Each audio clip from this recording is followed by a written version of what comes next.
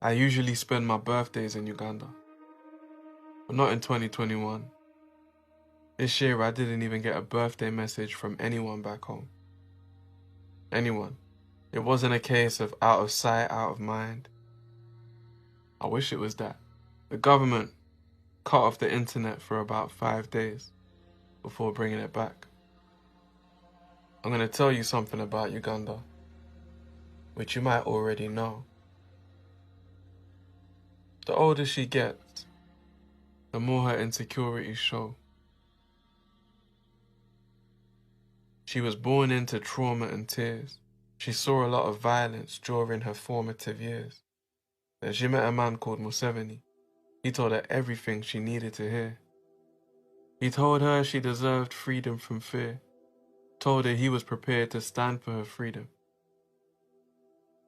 And Uganda believed him. With good reason. He fought and he won. Yet despite all that he's done, 35 years later, Uganda's still poor and dysfunctional. Meanwhile, everyone around Museveni looked awfully comfortable. Comfort is a funny thing. It's not just a money thing. It's different for everyone. For me and my friends, comfort was the thought of leaving the end. In Uganda, comfort varies. Gunfire for 60 months is scary. Scarier than what just went on in November. But most Ugandans are too young to remember.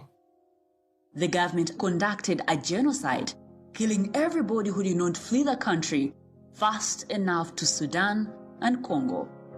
Yet they're too old to be told they're too young. That day is done. This is a new one. Museveni came with the promise of democracy. Did he produce one? Not according to Bobby Wine. When he became a politician, democracy was not what he'd find. Bobby headed up the opposition. Some say the government didn't want the competition.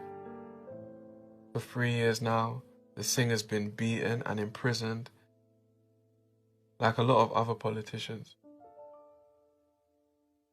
This year I didn't get a birthday message from my fam or my fans on the Ugandan side, because the government shut down the internet during an election, and the country's hands were tied.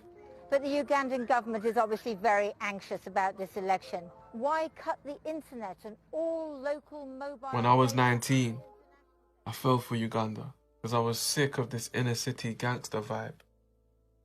But on January 14th, 2021, Uganda's gangster side was amplified. Bobby Wine can really win this election? Subscribe and listen to Have You Heard George's podcast on BBC Sounds now.